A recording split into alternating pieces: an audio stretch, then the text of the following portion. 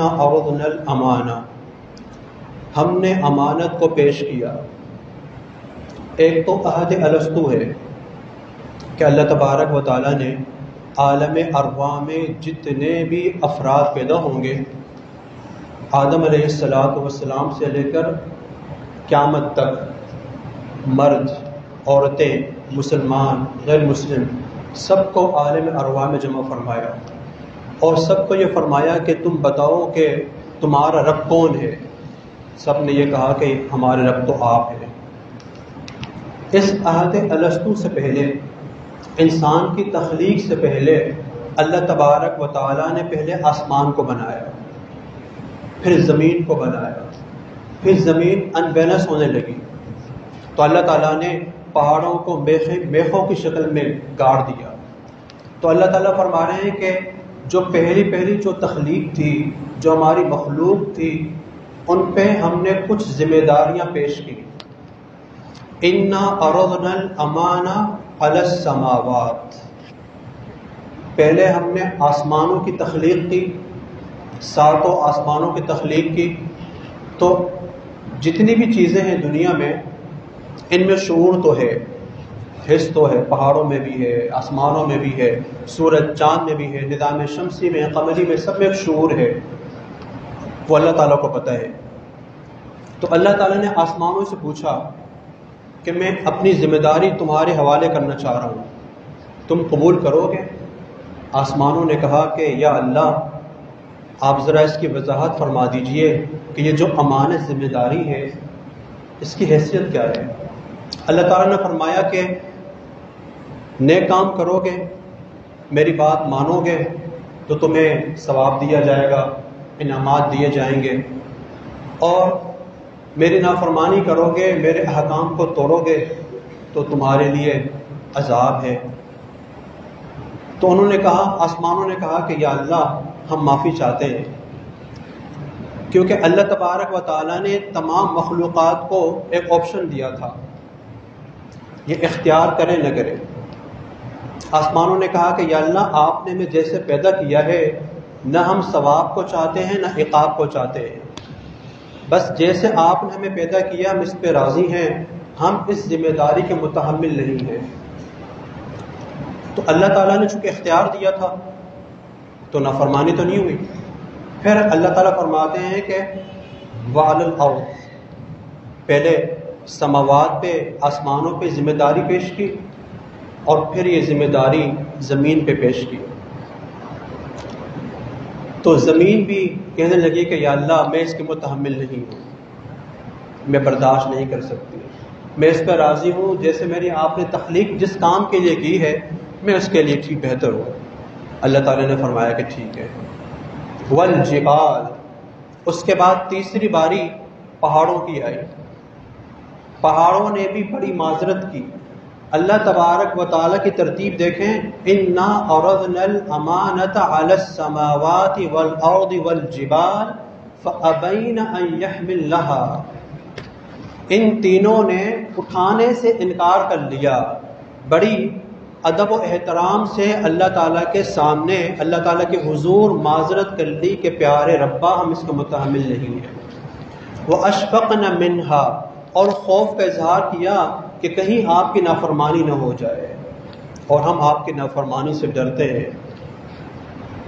تو بڑی بڑی مخلوقات، آسمان، پھر اس سے چھوٹی مخلوق زمین، پھر اس سے چھوٹی مخلوق پہاڑ، اس طریقے سے اللہ تعالیٰ نے اور مخلوقات پہ اس کو پیش کیا۔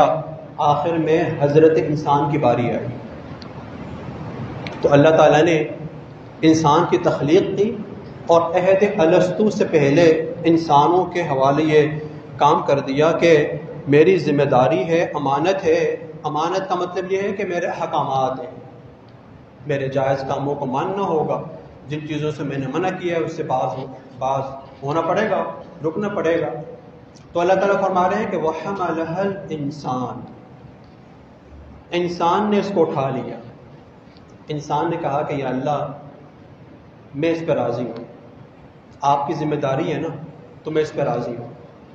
مفسرین یہاں پہ نقطہ یہ فرما رہے ہیں کہ اس کا مطلب یہ نہیں ہے کہ انسان کوئی کم عقل ہے، نہیں، انسان کے اندر اللہ تعالیٰ نے شعور، احساس اور محبت کا جو درجہ رکھا ہے وہ نہ آسمانوں میں ہے، نہ زمین میں ہے اور نہ پہاڑوں میں ہے۔ انسان کو پتہ تھا کہ یہ احکامات کو میں لوں گا تو مجھے اللہ تعالیٰ کا قرب حاصل ہوگا، اللہ تعالیٰ کی محبت عطا ہوگی، اور مجھے کیا چاہیے کہ میرا محبوب مجھ سے راضی ہو جائے۔ پھر ایک تکوینی کام تھا کہ اللہ تعالیٰ نے ابن آدم کو اپنا خلیفہ اور نائب بنانا تھا، تو اللہ تعالیٰ فرما رہے ہیں کہ وَحَمَلَهَا الْإِنسان، انسان نے اس بڑی ذمہ داری کو لے لیا۔ آگے اللہ فرما رہے ہیں إِنَّهُ كَانَ ظَلُومًا جَهُولًا۔ یہاں پہ اس کا ترجمہ لوگ یہ کر رہے ہوتے ہیں کہ انسان جو ہے وہ بڑا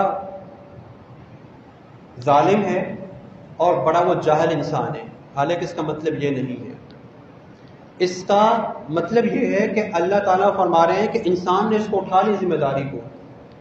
انسانوں میں حضرات انبیاء علیہم السلام بھی تھے، انسانوں میں صحابہ کرام بھی تھے، انبیاء علیہم السلام کے سارے صحابہ کرام تھے، تابعین، تبع تابعین، مشائخ، محدثین، مفسرین، اولیاء کرام، ایسے ایسے اللہ کے ولی تھے کہ مکتوبات میں امام ربانی مجدد الفسانی رحم اللہ فرماتے ہیں کہ اس امت میں اللہ کے ایسے نیک بندے اور بندیاں بھی گزری ہیں کہ 40 سال تک انہوں نے کوئی نافرمانی نہیں کی، مثالیں قائم کر دی، انہوں نے اس ذمہ داریوں کی مثالیں قائم کر دی۔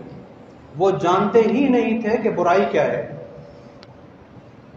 اللہ تعالیٰ فرما رہے ہیں کہ بحیثیت انسان اچھی چیز رہی کہ انسان نے اسے قبول کر لیا، لیکن بنی نوع انسان کے اعتبار سے، یعنی کہ تمام انسان کے اعتبار سے اکثر جو انسان ہے وہ کیسے نکلے؟ انہو کانوا ظلوما، وہ ظالم نکلے، جہولا اور جاہل نکلے۔ ظالم کا تعلق ہے عملیات کے ساتھ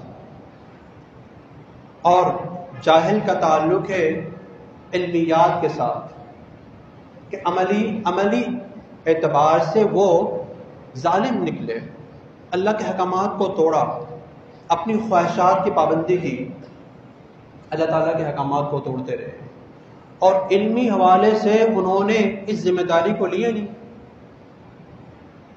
پھر آگے اللہ فرماتے ہیں یہ ساری چیزیں جو اللہ تبارک و تعالیٰ نے ذمہ داری کو انسان کے حوالے کیا، کیوں؟ لِيُعَذِّبَ الْمُنَافِقِينَ وَالْمُنَافِقَاتِ، تاکہ ایک آزمائش ہے اور امتحان کے بعد نتائج سامنے آتے ہیں، واضح ہو جائے کہ مخلصین کون ہیں، مومنین کون ہیں، مومنات کون ہیں، منافقین کون ہیں، منافقات کون ہیں۔ تو جو منافقین اور منافقات ہیں لِيُعَذِّبَ اللہ، تاکہ ان کو اللہ تعالیٰ عذاب دے۔ انہوں نے اللہ